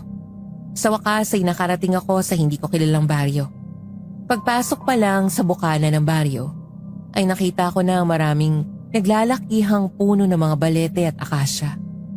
Ang mga bahay maliliit at puro yari sa mga pawid at kawayan. Napansin ko rin na ang lahat ng aking madaanan ay sinusundan ako ng tingin. Kaya bumaba ako ng bisikleta at naglakad palapit sa isang matandang nakaupo sa harap ng bahay nila. Nagulat ako nang biglang may humawak sa balikat ko. Surprise! Ikaw naman talaga, Natalia. Ang hiling mo talaga akong gulatin. Muntik nang malaglag ang puso ko sa'yo. Hindi ka naman mahilig sa kape pero magugulatin ka. Teka, bakit parang namumugto yung mga mata mo? Umiyak ka ba? Oo, Natalia. Magdamag akong umiyak. Kasi wala na si Rodrigo. Anong wala na? Ano bang nangyari? nabiktima siya ng mga aswang. At sa palagay ko ay patay na siya. Kasi tinangay siya ng mga awak. At hanggang ngayon ay hindi pa nakikita ang bangkay niya. Naku, kawawa naman pala si Rodrigo. Teka, bakit nandito ka naman? Anong ginagawa mo sa baryo namin? Ay, may hinahanap ako. Dario ang pangalan. Teka, kilala mo ba siya? Anak daw siya ng pinuno nila.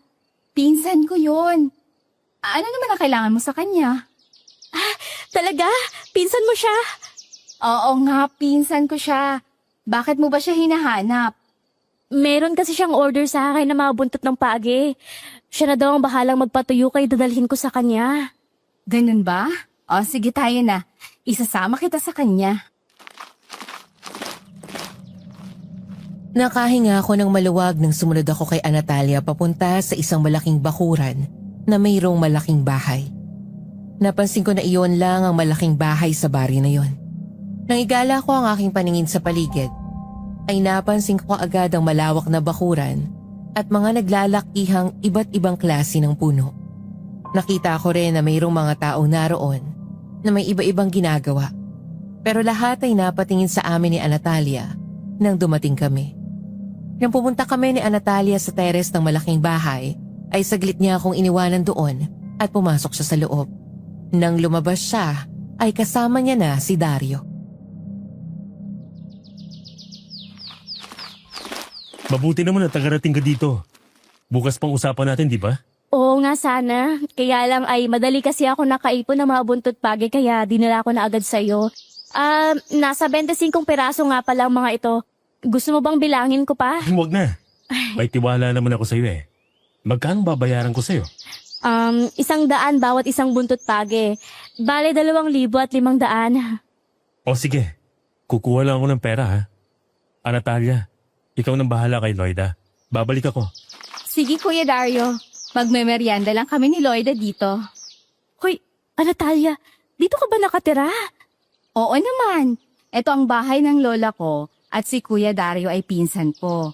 Siya ang anak ng pinuno sa lugar na to. Ay, maganda ang lugar na to. Tahimik na tahimik. Kaya pala nawiwili ka dito. Oo. Magmeryenda muna tayo. Alam kong mahaba ang naging biyahe mo gamit ang bisikleta, kaya sabay na tayong magmeryenda. Ginataang malagkit yan. Alam ko na yan ang paborito mo, di ba? Oo nga, mukhang masarap nga to. Tikman ko nga. Wow! Ang sarap nga, Natalia. Sabi ko naman sa'yo masarap yan eh. Kaya nga pabalik-balik ako sa kaldero para kumuha. O sige, kumain ka pa. Kapag gusto mo pa ay ikukuha pa kita. Sakto lang ang tamis at ang gata. Saka malapot siya ha. At teka lang, bakit parang... Anong nangyayari sa'yo, Loida? Parang nahihilo ako, Natalia. Anong inilagay mo sa pagkain ko? Bigla akong tumayo nang makita kong kakaiba na ang mga kilos ni Natalia, lalo na ang kanyang pagtawa. Pero dahil nahihilo na ako ay muli akong bumagsak sa upuan. Bago ko tuluyang ipinikit ang aking mga mata, ay nakita ko pa na lumapit kay Natalia si Dario at tumawa rin ng malakas. Kasunod noon ay nakatulog na ako. Nang ako ay magising ay nakahiga na ako sa damuhan. Nakita ko na agad ang bilog na buwan. Gabi na pala. Mahabang oras na pala nung nakatulog ako. Nang ako'y bumangon ay noon ko lang nakita ang mga taong nakapaligid sa akin. Naroon din sina Dario at Natalia. At ang matandang babae na napagtanungan ko sa kabilang baryo. Mabuti naman at nagising ka na, Loida. Pwede na nating simulan ng palabas. Anong ibig sabihin nito, Natalia? Bakit tayo nandito? Anong ipinakain mo sa akin? Bakit ako nakatulog? May pampatulog ang pinakain ko sa'yo. Alam ko kasi, nalalaban ka kung sakaling pupuwersahin kita kanina. Kaya hinintay kong mahulog ka sa aking bitag. Ngayon, bumagsak ka rin sa aking mga kamay. Makakabawi na kami sa lahat ng mga kasalanan mo. Teka, ano bang pinagsasabi mo, Natalia? Anong kasalanan ko sa'yo? Hindi ko maintindihan. Biro lang ba ang lahat ng to? Hangal! Nagulat ako nang bigla ay sampalin ako ni Anatalia ng 2 beses. Nabiling ang aking mukha nang tumama ang palad niya. Ramdam ko na naman hidagad ang magkabila kong pisngi. Bago pa ako nakakilos, ay 2 lalaki ang kagad na lumapit sa akin at hinawakan ng aking mga kamay. Muli akong sinampal ni Anatalia ng ilan pang ulit. Para yan sa lola at tonyang ko na pinana mo. Eto naman ay para sa lolo ko na pinatay mo sa pamamagitan ng buntot page. At itong huli ay para sa akin. Dahil sa kabila ng alam mong mahal ko si Rodrigo, ay tinanggap mo pa rin siya. Kung gano'n ay, lahi pala kayo ng aswang. May kaugnayan ka sa mga aswang na sumalakay sa amin. Tama ka. Pero maswerte kang palagi kasi may mga taong tumutulong sa'yo. Kaya ka nakakaligtas. Kaya nag-isip kami ng paraan kung paano ka mailalayo sa kanila at mapadpad ka dito sa baryo ng mga aswang. Kaya kumilos na rin ako. Kunwari ay nag-order ako ng mga buntot pagi sa'yo. Para ikaw na mismong pumunta dito. Muntik ka pa nga na hindi makarating dito eh. Kasi ibang baryo ang pinuntahan mo. Mabuti na lang at nakumbinsi kitang pumunta ka rito. Nasilaw ka sa pera na maaari mong kitain kung madadala mo ang mga buntot pagi, hindi ba? Tama. Natatandaan ko na. Kayo yung babaeng lumapit sa akin kanina. At ako rin ang aswang nakasama ng awak ng harangin ka namin. Kaso ay nakialam ang matandang Romeo na yon kaya ka nakaligtas. Pero wala na akong problema sa matandang yon dahil nailigpit ko na siya. Napakasama mo. Sumpain ka. Huwag mo akong bibigyan ng pagkakataong mabuhay dahil papatayin kita. Huwag ka nang mangarap. Dahil ngayong gabi, mamamatay ka sa pinakamasakit na paraan. Dahil ang papatay sa'yo ay ang mismong mahal mo. Rodrigo, paborito ka. Rodrigo, buhay ka? At bakit ang sama ng tingin mo sa akin? Hindi mo na ba ako nakikilala? Hindi ka na niya makikilala. Magiging sunod-sunuran na lang siya sa lahat ng sasabihin ko. Natalia, anong ginawa mo sa kanya? Pinakain ko lamang naman siya ng pagkaing nakakabaliw. Kaya ngayon, ang tingin niya sa'yo ay isang mortal na kaaway. Patayin mo ang babaeng to na siyang magiging hadlang sa ating pagmamahalan. Sige, papatayin ko ang babaeng yan. Dudurugin ko ang kanyang mga buto. Iaalay ko sa iyo ang ulo niya. Heto ang itak at ang mahabang buntot pagi na pag-aari din ang babaeng yan. Ito ang gamitin mo sa kanya, Rodrigo. Mas masakit kung ang sariling armas niya ang papatay sa kanya. Sige, akin na. Papatayin ko talaga ang babaeng yan. Rodrigo, huwag mong gawin to. Gumising ka. Hindi mo na ba talaga ako nakikilala? Huwag mo silang sundin. Papatayin kita. Pupugutin ko ang ulo mo. At iaalay kay Anatalia. Rodrigo, gumising ka. Huwag mo akong saktan. Loida, gusto kong maranasan mo ang paghihirap na dinanas ng lola Toyang ko bago namatay. Nakikita mo ang malawak na kakahuyang yan. Pababayaan kitang tumakbo bago kita ipahabol kay Rodrigo. Natalia, huwag mong gawin sa akin to. Nakalimutan mo na ba ang pagkakaibigan natin? Tumakbo ka na, Loida! Takbo! Kahit halos hindi pa ako makahinga sa ginawa ni Rodrigo na pagsuntok sa aking tiyan, ay wala akong magagawa kung hindi ang tumakbo. Samantalahin ang napakaliit na chance ang ibinigay nila sa akin para mabuhay. Mabilis akong tumakbo sa kakahuyan. Mabuti na lamang at sobrang liwanag ng buwan ng pagkakataong iyon. Iyon ang naging liwanag ko sa aking dinaraanan. Ilang ulit akong nadapa, pero paulit-ulit akong bumangon. Kahit nararamdaman ko ang sakit ng aking tuhod at mga galos sa aking braso, ay hindi ko na iyon pinansin. Ang mahalaga sa akin ay makalayo sa kanila. Kayong dalawa, sundan niyo si Loida. Pero bantayan niyo lang. Pabayaan niyo na si Rodrigo ang pumatay sa kanya. Takbo, Loida! Hinahabol ka na nila. Ilang sandali na lang ay malalasap na ang malupit na kamatayan!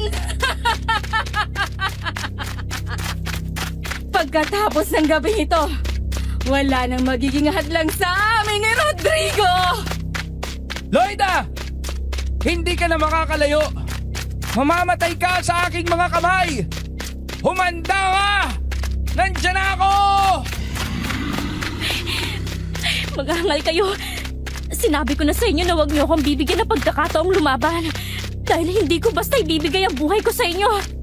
Mabuti na lang at itong bindetadong patalim ay siniksik ko sa harapan ng aking panty. Kaya hindi nila ako kinapkapan dito. Nagpatuloy ako sa pagtakbo. Nang makita ko ang malaking puno ay kaagad akong nagtago doon. Nasilip ko kasi na madali akong nasundan ng isang aswang na nasa inyong malaking asong itim na halos sing laki din ng tao. Kaagad akong nagsumiksik sa ukit ng malaking puno. Kaya nang maglakad na ang aswang palapit sa akin, ay tiwala siya na wala akong armas. Kaya nagulat siya nang bigla akong lumabas at sugurin siya. Sunod-sunod na saksak ang ginawa ko na tumama sa likod at tagiliran ng aswang. Mga hangal kayo! Hindi kayo dapat mabuhay sa mundo! Dapat ka lang talagang mamatay! Loida! Napatay mo siya! Ito rin ang gagawin ko sa iyo kapag hindi ka natauhan, Rodrigo! Huwag mo akong piliting saktan ka! Kailangan kong gawin ito, Loida. Kaya kung ayaw mong mamatay, ay tumakbo ka na hanggang makakaya mo. Kung hindi ay talagang papatayin kita! Ilang ulit na inihataw sa akin ni Rodrigo ang buntot pagi pero inilagan ko yun. Ilang beses din niya akong tinaga pero nakalayo ako. Nang magkaroon ako ng pagkakataon ay tinadyakan ko si Rodrigo. Nang mapaatras siya ay mabilis akong sumugot at muli siyang tinadyakan. Natuluyan siyang tumumba. Nang makita ko na palapit pa ang isang aswang ay kaagad akong tumakbo palayo. Nakita ko na tinanaw lang ako ni Rodrigo. Saglit silang nag-usap at naghiwalay sila ng direksyon. Muli akong tumakbo sa madilim na bahagi ng kakahuyan. Pinili ko ang direksyon sa bandang kaliwa dahil alam kong doon nagpunta ang aswang. Nang makakuha ko ng pagkakataon ay umakyat ako sa puno at tahimik na naghintay doon. Huli ka! Naisahan din kita! Tatapusin na kita! Mas mahina pala ang isang aswang na to! Sa wakas ay inabutan din kita. Ang bilis mong tumakbo. Mabuti na lang at naabutan kita. Kaya nga ngayong nandito ka na, ay tapusin na natin ang labang to. Siguro ay kailangan isang mawala sa atin para matigil na to. Alipin ka na nila, kaya wala na ako magagawa kundi labanan ka. At ipagtanggol ang aking sarili. Sandali lang, Loida. Huwag tayong maglaban. Wala nang mga bantay na aswang na kasabay kong humabol sa'yo. Kaya tapos na rin ang pagkukunwari ko. Anong ibig mong sabihin na nagkukunwari ka lang? Ang sabi niya, Natalia, ay pinakain kanya ng mga pagkain nakakabaliw. Kaya kanina hindi mo na ako kilala. Ano ba talaga, Rodrigo? Hindi ako totoong nabaliw. Alam mo naman na wala akong tiwala kay Natalia, di ba? Kaya nang dagitin ako ng mga awak at dinala sa kanya. Kinain ko ang ibinigay niya pero hindi ko nilunok. Nang malingat siya ay iniluwa ko at inilagay ko dito sa bulsa ng pantalon ko. Tapos sa gunori akong nababaliw dahil narinig ko ang usapan nila. Kaya pala pinilit mo akong pinapatakbo kanina. Para makalayo ako. Oo, dahil sa mga aswang na nakabantay. Kaya patuloy ako naggunwari. Ngayong malayo na tayo sa kanila at patay na rin ang dalawang bantay, wala nang dahilan para magkunwari pa. Kailangan na nating umalis dito bago pa nila malaman ang nangyari. Halika na! Nang ibigay sa akin ni Rodrigo ang buntot ng haring pagi, ay kinuha ko yun. Inawakan niya na mahigpit ang aking isang kamay, tapos ay sabay na kaming tumakbo papalayo sa lugar na yun. Tinahak namin ang malawak na kakahuyan kahit hindi namin alam kung saang lugar kami makakarating. Saglit kaming tumigil sa pagtakbo nang marinig namin ang malalakas na alulong ng mga aso. Narinig pa namin ang malakas na sigaw ni na Natalia. Hindi ka makakatakas, Loida! Hahabulin ka namin! Nasaan ka na, Rodrigo? Kumilos na tayo! Tulungan na natin si Rodrigo na patayin ang babaeng yun! Tiyak na nakita na nila ang dalawang aswang na bantay na napatay ko. Nag-uulol na sa galit si Natalia. Pero hindi pa rin nila alam ang tungkol sa akin. Buong akala nila ay nasa panig rin nila ako. Kaya nga habang hindi pa nila natutuklasan ang tungkol sa'yo, ay kailangang makalayo na tayo dito sa baryo ng mga aswang. Dalian natin. Mukhang nasundan na agad tayo ng awak. At sigurado ako na nasa paligid na din ang abwak. Kaya humanda ka na, Loida. Nang makarating kami sa dulong bahagi ng kakahuyan, ay nakita namin ang isang ilog. Kaagad kaming lumusong doon para tumawid. Hanggang tuhod lang ang tubig pero dahil sa malalaking bato, ay nahirapan kaming tumakbo. Dahil doon ay dalawang aswang kaagad na nakarating sa aming kinaroroonan. Kaagad kaming sinalakay ng mga ito. Hinarap ni Rodrigo ang isa at sa akin naman ang isa. Nang sugurin ako ng galit na aswang ay kaagad ko siyang hinampas ng buntot pagi. Kaagad na lumatay iyon sa kanyang katawan. Nang hatakin ko yun, ay nagkaroon siya ng maraming sugat sa katawan. Ano? Masakit ba? Ang kamandag ng buntot pagi na tong unti-unting papatay sa'yo. Hindi nagagaling ang mga sugat na yan. Huwag kang tumigil sa paggampas sa kanya. Hanggang sa hindi siya namamatay, Loida. Habang may buhay ang mga yan, ay patuloy yang sasalakay. Oo, tama ka. Dahil walang awa mga walang yang to. Dapat lang sa kanilang mamatay. Meron pa nga pala akong binitadong patalim galing kay Mang Romeo. Ito ang gagamitin ko para iganti siya. Sige, tapusin na natin ang mga ito. Baka dumating pa ang kanilang mga kasamahan, ay masukol tayo. Sige, lumapit ka, halimaw.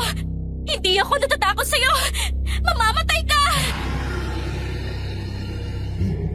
Nang muli nga akong sinugod ng aswang ay kaagad kong inahampas sa kanya ang sunod-sunod ang buntot pagi. Paulit-ulit siyang nasugatan. Nang magkaroon ako ng pagkakataon ay sinaksak ko siya ng hawak kong patalim.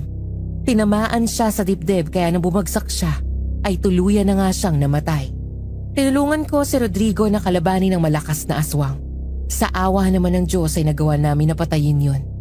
Kaya nakatawid kami ng ilog at tuloy-tuloy na tumakbo. Nakapasok na kami sa kabilang baryo. Mabilis kaming tumakbo sa kalsada. Pero patuloy pa rin kaming hinahabol ng mga aswang. Si Natalia na isang awak ay nakita namin na nakatayo na sa unahan ng kalsada. Kaya napahinto kami ni Rodrigo sa pagtakbo. Kaya naman pala hindi naman makita ang bangkay ni Loida. Kaya pala ang dalawang bantay na aswang ang namatay. Nag-traidor ka pala sa amin, Rodrigo! Bakit mo sinuway ang utos ng ating pinuno? Pinuno niyo lang si Aling Tessie.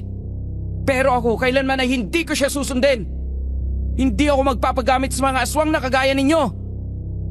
Paano ka nakawala sa epekto ng nakakabaliw na pagkain?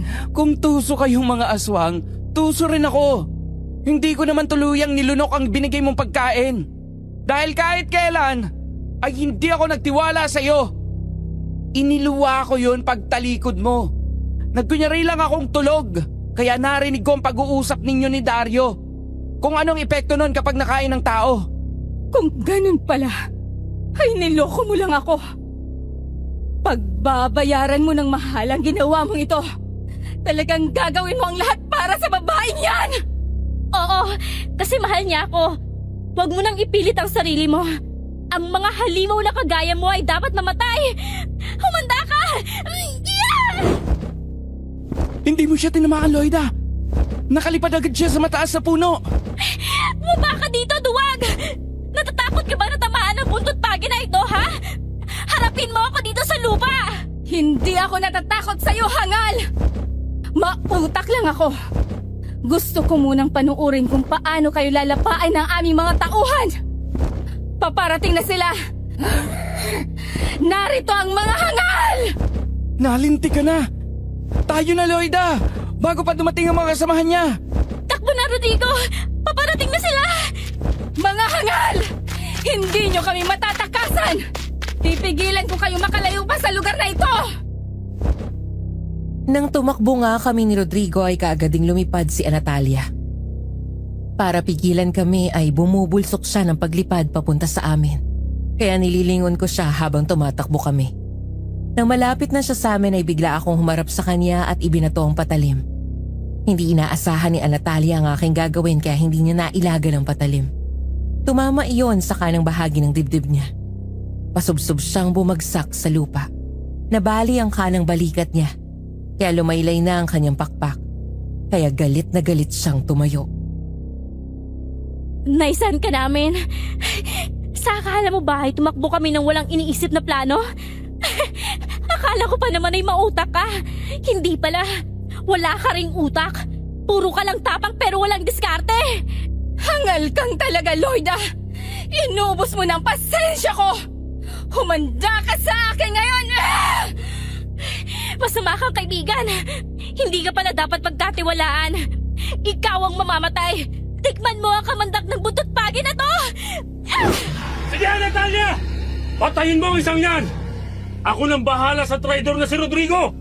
Sabi ko na nga ba kapag nandyan ang awak, nasa paligid lang din ang abwak. Naisan mo kami, Rodrigo! Pero hindi niyo naman ipagsasabi sa lahat ang inyong natuklasan sa aming baryo. Mamamatay kayong dalawa! Kahit mamatay kami ngayon, darating ang araw na mayroon pa ring tao na maglalakas loob na pigilan kayo sa inyong kasamaan! Habang naglalaban nga kami ni Natalia, ay nagpang-abot na rin ang awak na si Dario at si Rodrigo. Naging mabangis ang awak.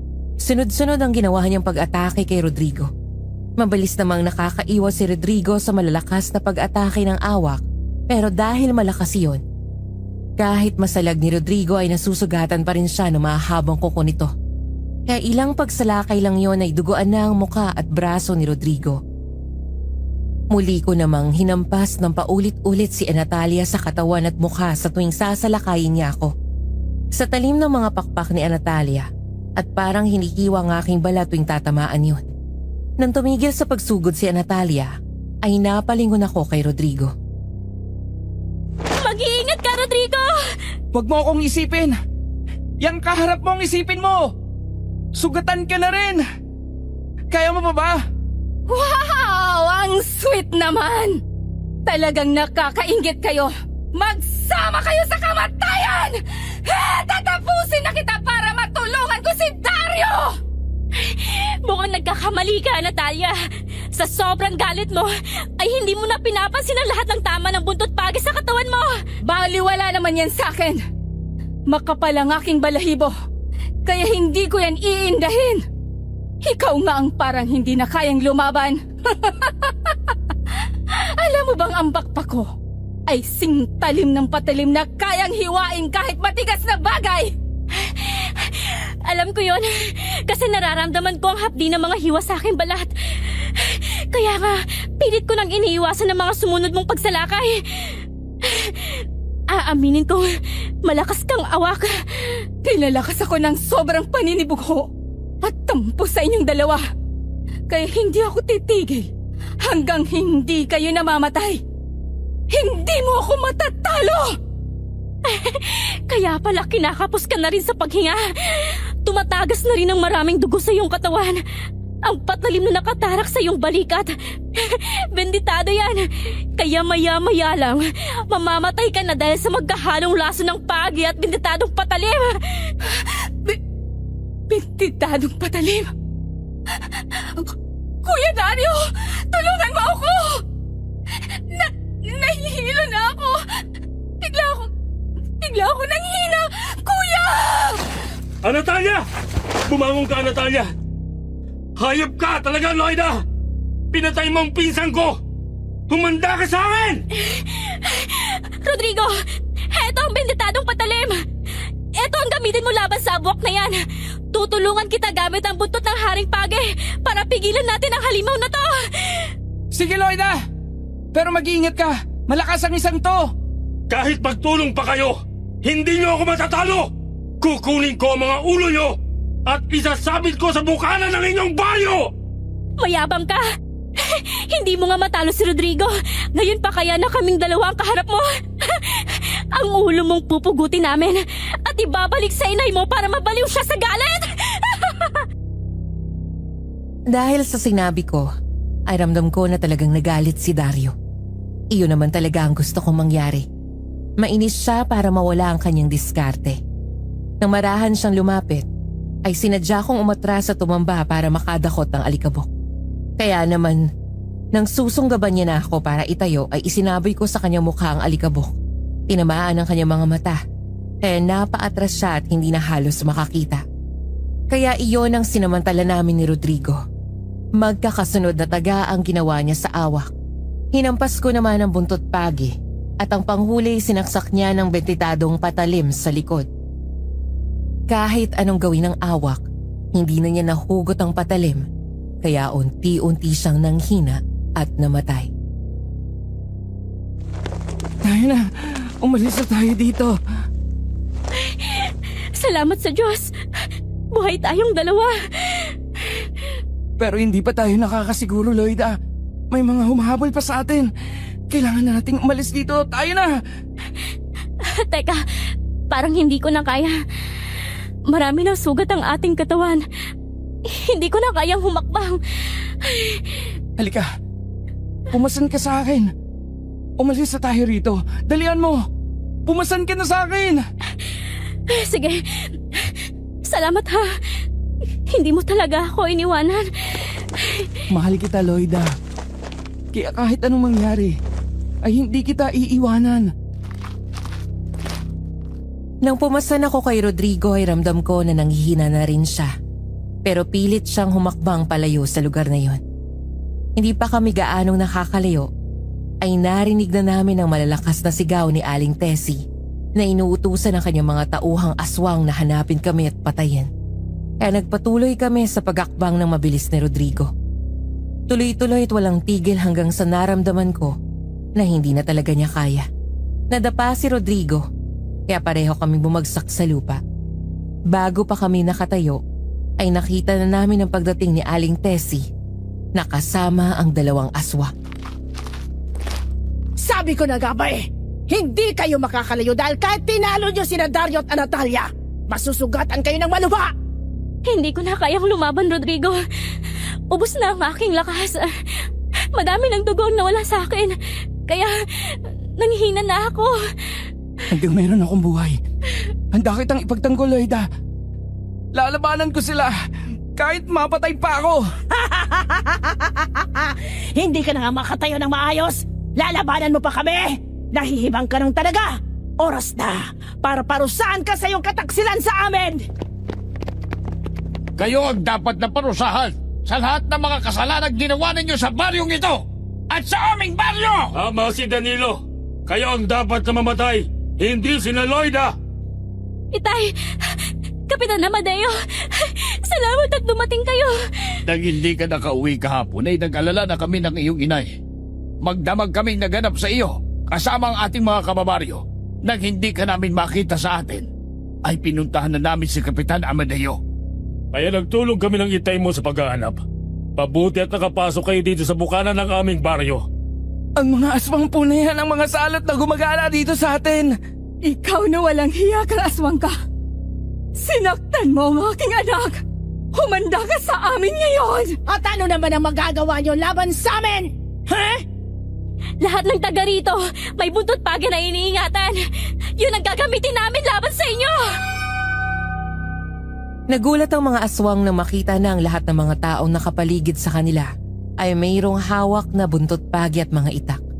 Ang iba naman ay sibat ang hawak. Nung unay nagulat ang mga aswang. Gusto pa sana nilang tumakas pero wala na silang tatakbuhan. Kaya buong bangis na lumaban ang mga ito sa kanilang kamatayan. Matapos na mapatay ang mga aswang, ay kaagad na lumapit sa akin sina Itay. Marami kang sugat. Kailangan magamot yan. Si Rodrigo din po maraming sugat. Siya ang tumulong at nagtanggol sa akin laban sa kanila. Maraming salamat sa iyo, Rodrigo. Ngayon ko napatunayan, mahal mo nga ang aking anak. Kaya mo pa bang lumakad? Ha? Kaya pa po, Itay. Pero... Ay, Diyos ko po, tumumba si Rodrigo. Rodrigo!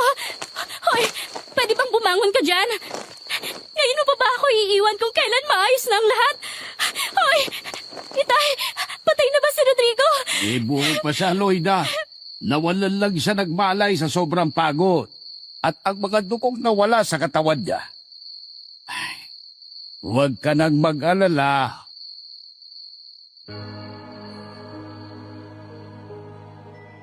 Sa sinabing iyon ni Itay ay nawala ang aking pangamba. Nang makauwi na kami ay si Itay na rin ang gumamot sa aming mga sugat. Dahil alam niya kung paano aalisin ang mikrobyo at kamandag ng aswang sa aming mga sugat. Ilang linggo lang nakalipas ay nanumbalik ang lakas namin ni Rodrigo. Gumaling ang aming mga sugat. Kaya magkasama kaming namasyal sa dalampasigan at sa harapan ng dagat ay sumumpa kami na mamahalin ang isa't isa. At kasabay noon ay bumuo kami ng mga pangarap para sa aming magiging pamilya sa mga darating na panahon. At yan po ang aking karanasan. Sana po ay nagustuhan din ng ating mga listeners ang aking kwento. Marami pong salamat sa inyong lahat at pagpalain tayo ng ating Diyos.